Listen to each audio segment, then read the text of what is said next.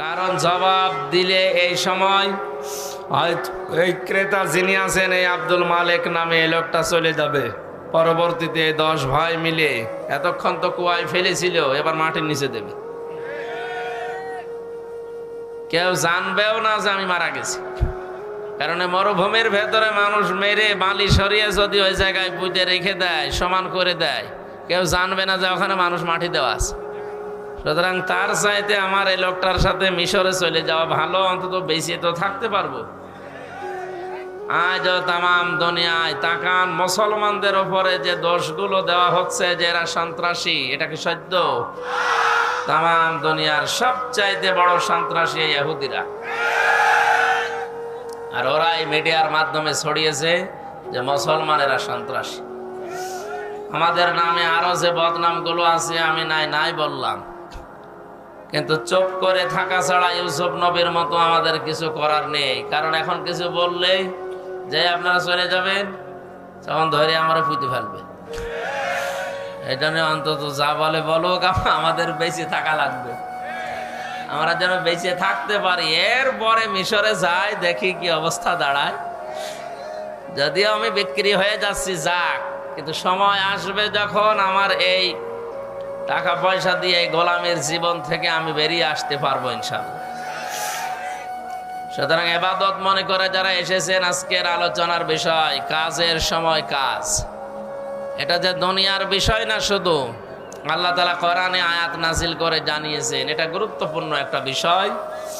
রব্বানা আতিনা ফিদ দুনিয়া হাসানা, হে আল্লাহ দুনিয়ার হাসানা দাও, কল্যাণ দাও, শান্তি দাও, নিরাপত্তা দাও, রিজিক দাও, যাই বলেন।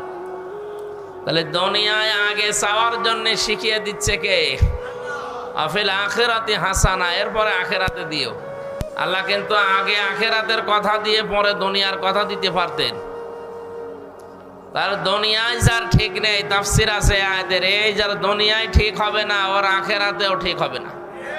এজন্য দুনিয়াকে আগে শান্তি করা দরকার। শান্তি মানে হাসানা দিয়ে ভরপুর করা দরকার। দুনিয়ার হাসানা আমরা পেয়েছি তাফসিরে প্রায় 10টা। এগুলো যদি কেউ পায় তাহলে সে দুনিয়ার হাসানা পেয়েছে। আফিল আখিরাতি হাসানা, আখিরাতের হাসানা 5টা।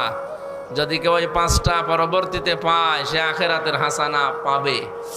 অকিনা আযাবান নার, শেষে বলা হচ্ছে আল্লাহ তুমি চাই করো জাহান্নামে আমাদের দিও না, এই আগুন থেকে আমাদের বাঁচাও। জাহান্নাম থেকে কেউ যদি বাঁচতে চায়, মাত্র একটা কাজ দুনিয়ায় করা লাগবে। কয়টা? তাহলে আয়াতের প্রথম কথা যে দুনিয়ায় শান্তি দাও, কোন জায়গায়? আরো জোরে বলেন। পৃথিবীতে শান্তি পেতে হলে কাজে থাকা লাগবে। কাজ এটা হওয়া লাগবে আবার আল্লাহর নির্দেশ মতো। শুধু কাজ কারবার যারা করে, কাজে কোনো কষ্ট নেই, আপনি কি এটা ভাবেন? কষ্ট আছে। যাকাত ভিত্তিক অর্থনীতির মাধ্যমে যে মানুষগুলো সম্পদ অর্জন করে, এ কাজেও কষ্ট নেই, আছে। 2টা কাজেই কষ্ট আছে। একটা দেখানো পথ হচ্ছে আল্লাহর, আর একটা দেখানো পথ হচ্ছে শয়তানের। আমরা যেহেতু মানুষ, আল্লাহর সৃষ্টির সেরা, আমরা গোলাম আল্লাহর, দাস আল্লাহর, বান্দা আল্লাহর, এই জন্য আমরা দেখানো পথে চলবো আল্লাহ।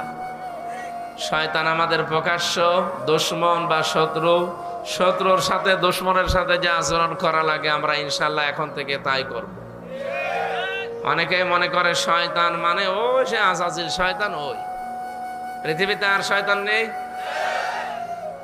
ইন্নাল মুবাজ্জিরিনা কানু ইখওয়ানাশ শায়াতিন ওয়া কানা শাইতানু লিরাব্বিহি কাফুরা। এই পৃথিবীতে যারা অপচয় করে তারা শয়তানের ভাই।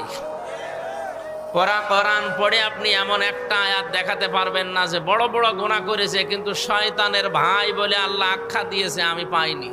এই শুধু একটা গুনার কারণে যারা অপচয় করে, এরা কি বলেন কত বড় কঠিন বিষয় এটা, অথচ অপচয় আজ দেদারসে চলছে। আল্লাহ এই কথা বলে শেষ করে দেননি। আল্লাহ নিজে প্র্যাকটিক্যাল মানুষকে অপচয় করেন না সেটা দেখিয়েছেন। বিজ্ঞান আজ প্রমাণ করছে মানুষের এই খাবার খাবার পর পাকস্থলীতে যে যেটা হজম হয়, একটা পিত্ত রস ওখান থেকে তৈরি হয়ে ওই খাবারের উপরে যখন পড়ে ফোঁটা ফোঁটা হয়ে, তখন খাবারগুলো হজম হতে সাহায্য করে। এটা এত দামি জিনিস, এটা যদি না পড়ে আপনার খাবার হজম হবে না। বিজ্ঞান প্রমাণ করছে এই রসটা তৈরি হতে শরীরের বিভিন্ন নির্যাস দিয়ে আল্লাহ এই রসটা বানায়। অনেক দামি জিনিস এটা। এজন্য যতক্ষণ আপনার পেটে খাবার থাকে ফোঁটা ফোঁটা করে ওইটা পড়ে।